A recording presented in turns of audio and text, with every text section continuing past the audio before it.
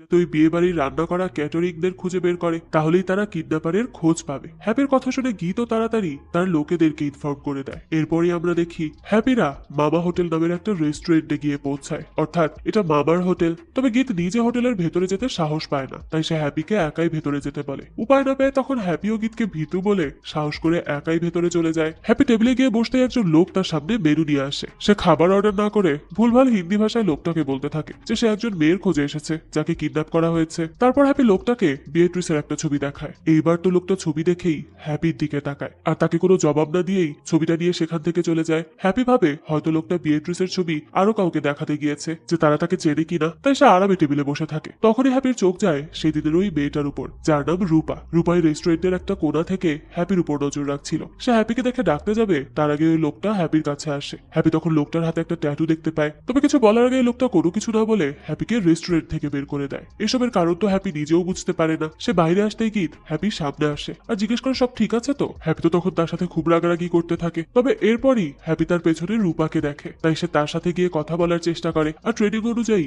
হ্যাপির কাণ্ড দেখে রূপা ইমপ্রেস হওয়ার জায়গায় উল্টো তাকে পাত্তা না দিয়ে চলে যেতে নেয়। তখন হ্যাপি রূপাকে তার সাথে ডিনার করার অফার করে। এরপর আমরা দেখি সে রূপাকে নিয়ে গীতের রেস্টুরেন্টে ডিনার করতে আসে। সেখানে একজন বৃদ্ধা ওয়েটার ছিল যে খাবার সার্ভ করতে অনেক লেট করতো। এদিকে রূপা হ্যাপির আধো আধো হিন্দি ভাষা বলতে দেখে জিজ্ঞেস করে সে কে আর কোথা থেকে এসেছে। রূপার প্রশ্ন শুনে হ্যাপি কি উত্তর দিবে সেটাই খুঁজে পায় না, তাই তার কথাটা কোন মতে কাটিয়ে সে রূপার ডান্সের অনেক প্রশংসা করে। আমরা বুঝতে পারি রূপা ঠিকমতো ডান্স না পারলেও সে ডান্স অনেক বেশি পছন্দ করে, তাই তার ডান্স কেউ পছন্দ করুক বা না করুক রূপা কখনোই ডান্স ছাড়বে না। এদিকে হ্যাপি রূপার কথাবার্তা শুনে তো ধীরে ধীরে আরো বেশি ফিদা হয়ে যায়। এরপর তারা দুজন খাওয়া শুরু করে। খাবার খাওয়ার পর হ্যাপির কাছে খাবারে কিছু একটা কম লাগছিল, তখন সে নিজের কাছ থেকে কিছু মশলা বের করে আর রূপার খাবারে দেয়। রূপাও তো সেই খাবার খেয়ে ভীষণ মজা পায়। হ্যাপি তখন সাহস করে রূপার হাত ধরতে গেলেই রূপা তাকে কষে এক চড় মারে। হ্যাপি তো চড় খেয়েই কাত হয়ে যায়, কিন্তু এই চড়ও যেন হ্যাপির কাছে বাগানের ফুলের মতো ভালো লাগছিল। এসব দেখে রূপা আবার হ্যাপিকে সরি বলে, আর এই শুনেই তো হ্যাপি আবারও সাহস পেয়ে রূপার হাত ধরতে যায়, কিন্তু রূপা আবারও তাকে চড় বসিয়ে দেয়।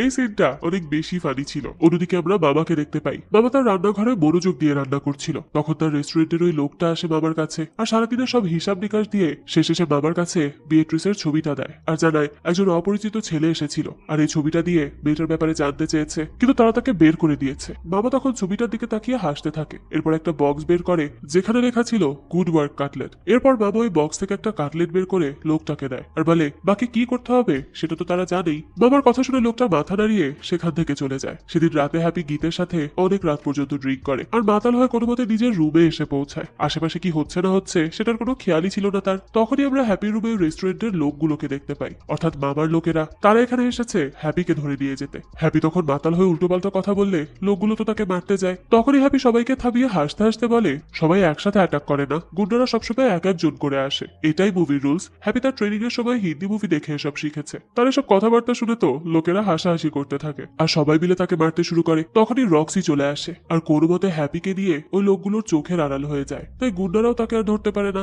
এইসব কথা মামা শুনে একেবারেই চুপ হয়ে যায়। তখন লোকগুলো তো আরো বেশি ভয় পায়, কারণ তার চুপ থাকা মানে ডেঞ্জারাস কিছু হতে চলেছে। মামা তার কুকিং শেষ করে রেস্টুরেন্টের ওই লোকটাকে জিজ্ঞেস করে সে কাটলেট খাবে কিনা। এই কথা শুনে তো সবাই খুব ভয় পেয়ে যায়। এরপর আমরা দেখতে পাই মামা তার কাটলেটের একটা বক্স বের করে, তবে এইবারের বক্সের উপরে লেখা ছিল স্পেশাল কাটলেট, অর্থাৎ এটা আগের কাটলেট থেকে আলাদা। মামা হেসে বক্স থেকে একটা কাটলেট বের করে ওই লোকটাকে খেতে দেয়, আর লোকটা তো সেই কাটলেট খেয়ে সাথে সাথে মারা যায়। আসলে এদের অবস্থা এমন ছিল যে মামার সামনে তারা কিছু বলতেও পারছিল না। মৃত্যু সামনে দেখেও তাকে স্বেচ্ছায় মৃত্যুবরণ করে নিতে হয়েছে। আর তার এখানে সকলেই জানতো এই স্পেশাল কাটলেটের মানেই হচ্ছে মৃত্যু, তাই তারা আর কেউ কিচ্ছু বলে না। এরপরে মামা কাউকে কল করে বলে এখন প্ল্যান বি কেই এ বানাতে হবে, অর্থাৎ সে এখন অন্য একটা প্ল্যান কাজে লাগাতে চাচ্ছে। সে এখন কি প্ল্যানের কথা বলছে তা হয়তো আমরা ধীরে ধীরেই জানতে পারবো। সকালে উঠতেই হ্যাপি দেখে যে গীত তার সামনে শুয়ে আছে। গীতকে দেখে প্রথমে সে ভয় পেয়ে যায়। হ্যাপি তখন গীতকে কিছু বলতে যাবে, তার আগে রক্সি হ্যাপিকে জানায় রূপা আসছে তার সাথে দেখা করতে। রূপার কথা শুনেই তো হ্যাপি লাফ দিয়ে ওঠে, দ্রুত রেডি হয়ে নেয়। রূপা এসে হ্যাপিকে জিজ্ঞেস করে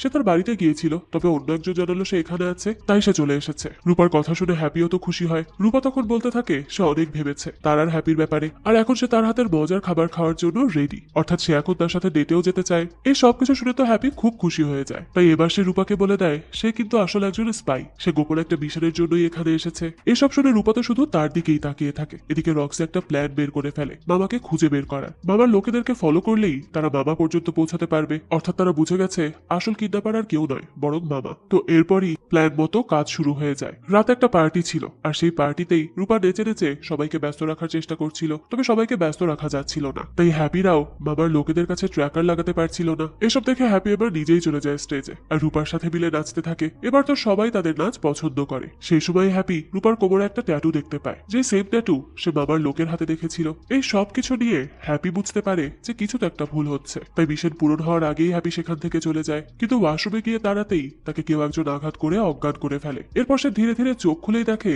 তার সামনে স্বয়ং মামা দাঁড়িয়ে আছে, অর্থাৎ মামার লোকেরা তাকে ধরে নিয়ে এসেছে। তার সাথে গীতার রূপাকেও এনেছে। এসব দেখে রূপা রেগে বেগে মামাকে বলতে থাকে সে তো তার শিখিয়ে দেওয়া কথা মতোই কাজ করছিল, হ্যাপিকে ফাঁসাচ্ছিল, তাহলে এখন তাকে কেন বেঁধে রেখেছে? রূপার কথা শুনে হ্যাপি হেসে বলে রূপা তো শুধু তার প্ল্যানের একটা অংশ ছিল, বাকি সবকিছু তো এখনো বাকি আছে। রূপা তো এবার অনেক রেগে যায় মামার উপর, আর রূপা যে মামার হয়ে কাজ করছিল এই ব্যাপারটা তো হ্যাপি সেদিনই বুঝে গিয়েছিল। এরপর মামা তাদেরকে জিজ্ঞেস করে তারা কি তার বানানো স্পেশাল কাটলেট খাবে। গীত খেতে চাইলেও হ্যাপি তাকে মানা করে, আর সে বলতে থাকে যে লন্ডন থেকে সে বিয়াট্রিস নামের একজন মেয়েকে কিডন্যাপ করেছে আর তার খোঁজেই হ্যাপি এখানে এসেছে, কিন্তু মামা তো তাকে কোনো সাহায্যই করবে না। তাই সে তাকে মারার জন্য বিভিন্ন তামাশা করতে থাকে। সে প্রথমে একটা ঘন্টা বাজাতে শুরু করে। এসব দেখে হ্যাপিরা তো কিছুই বুঝতে পারছিল না যে মামা আসলে করছেটা কি। দেখা যায় মামা ঘন্টা বাজিয়ে কিছু লোকদেরকে ডাকে। হ্যাপি তখন ভাবে এই লোকগুলো হয়তো তাকে মারবে, তাই সে বলতে থাকে সে ট্রেনিং এর সময় সব ধরনের টর্চার সহ্য করেছে। হ্যাপির কথা শুনে মামা হাসে আর হাততালি বাজায়। তখনই শুরু হয় টর্চার। আসলে মামা যে তিনজনকে এনেছিল তারা এবার গান গাইতে শুরু করে, আর এটা এতটাই বাজে ছিল